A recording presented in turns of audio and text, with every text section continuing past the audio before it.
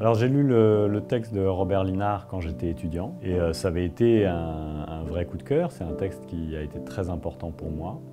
Mais ça n'est pas un roman, ça n'est pas une fiction et ça n'a pas été du tout une évidence pour un film. C'était plutôt quelque chose qui m'accompagnait. Il y a eu un long temps d'écriture et ce temps d'écriture, il a d'abord été consacré à la constitution d'un personnage principal, c'est-à-dire d'écrire le personnage de Robert Linard qui est en creux dans le texte. Après, on a beaucoup réduit la taille du texte, on a travaillé l'adaptation uniquement sur la première moitié du texte, en essayant de garder malgré tout ce qu'il y avait dans le texte, c'est-à-dire de très beaux portraits d'ouvriers. Dans l'après-mai 68, il y a eu effectivement un tour de vis qui a été effectué par certaines entreprises qui ont eu peur, en fait, qui ont eu peur de la réaction de leurs ouvriers, qui ont eu peur même de la révolution.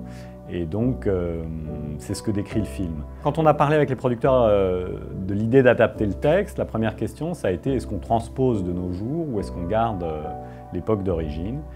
Et on a décidé de garder l'époque d'origine parce qu'il y aurait eu trop de choses qui auraient bougé. Et puis, c'était un beau défi. Assez vite, le bureau d'accueil des tournages de la région m'a contacté pour me prévenir que la direction de Michelin souhaitait valoriser une partie de leur friche. C'est effectivement dans cette usine-là, finalement, qu'on a tourné. On voulait travailler sur l'automobile.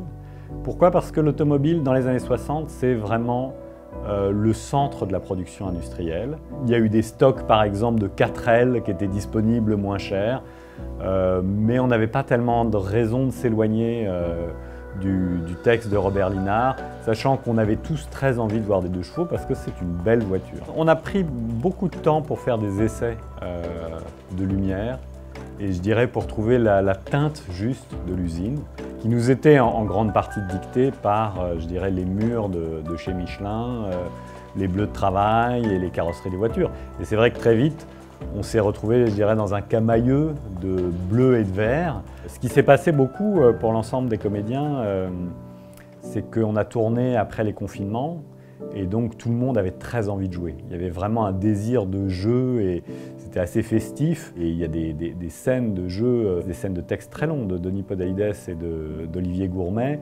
en plan séquence qui sont magnifiques, vraiment magnifiques, je trouve. En tant que réalisateur, j'ai toujours joué le jeu de la production en région. Je vis à Paris, je suis d'origine parisienne, mais je n'envisage pas tellement de tourner à Paris. Et dès le début, ça a été une de mes demandes auprès de la production, c'est qu'on puisse tourner en région. Et quand ça a été Clermont-Ferrand, on a embauché un certain nombre de techniciens et le maximum de comédiens. Il y a des comédiens qui sont clermontois et évidemment la figuration.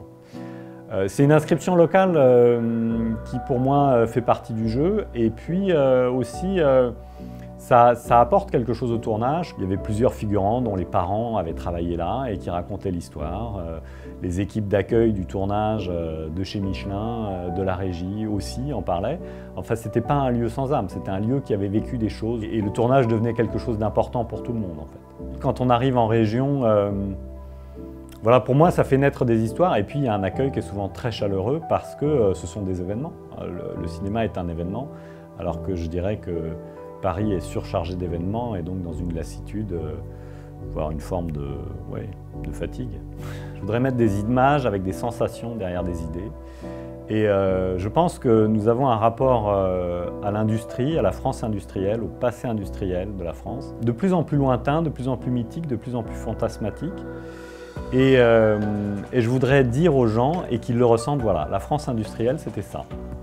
C'est-à-dire que c'était à la fois peut-être une classe ouvrière plus unie, plus solidaire, plus active, mais aussi qui vivait cette souffrance-là. Et on vit aujourd'hui dans une France qui s'interroge sur une éventuelle réindustrialisation, qui peut légitimement regretter sa désindustrialisation.